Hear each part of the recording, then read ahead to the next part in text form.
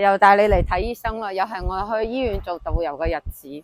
我上次耳仔發炎，今次眼發炎腫晒。你眼耳口鼻睇咗一半。唔係啊，香港眼科睇眼科醫生好貴啊！我問咗我 agent 啊，跟住佢叫我喺大陸睇咗先啊。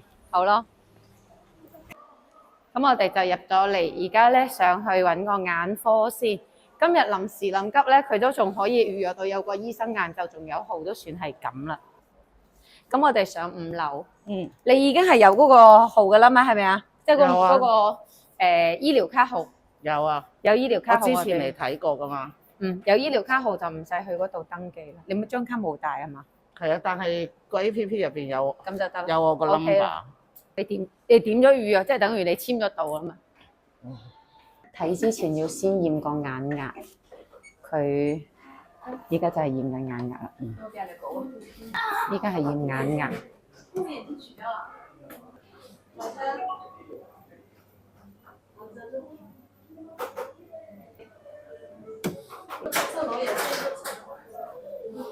佢驗完眼壓啦，驗完光啦，而家就測埋個視力。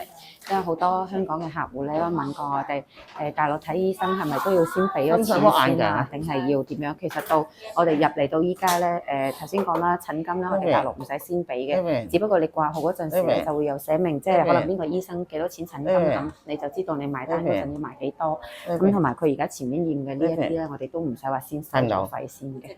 咁其實好多標識都有寫，咁如果唔清晰咧，前台有姑娘都可以多咁問一句。大陸睇醫生話好嘅，唔會咁複雜。得啦。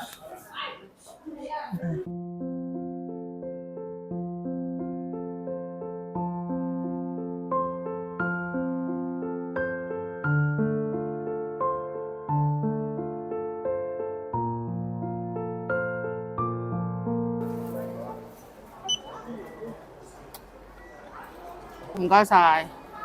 哦，原來入邊咧係有得睇嘅喎。OK。咁即係搞掂晒啦？搞掂晒走得。哇！30分鐘。依家幾點啊？